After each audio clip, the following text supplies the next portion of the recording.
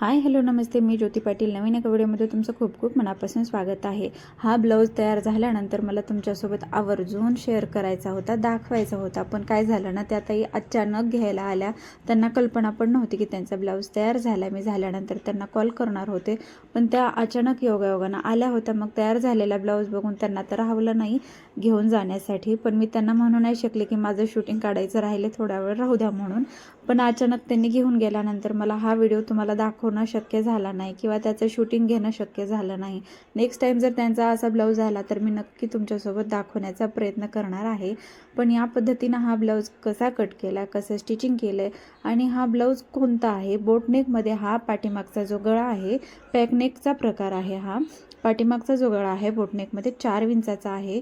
मला हा झाल्यानंतर आवर्जून तुम्हाला दाखवायचा होता, पण मला जमलं नाही. पण नेक्स्ट टाईम मी दाखवण्याचा नक्की प्रयत्न करणार आहे.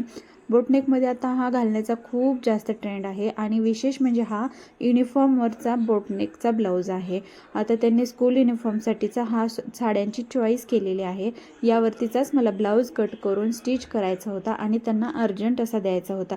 आता त्यांचा जर रिपीट असा प्रकारचा ब्लाऊज आला तर मी हीच पेपर कटिंग पुन्हा वापरणार आहे.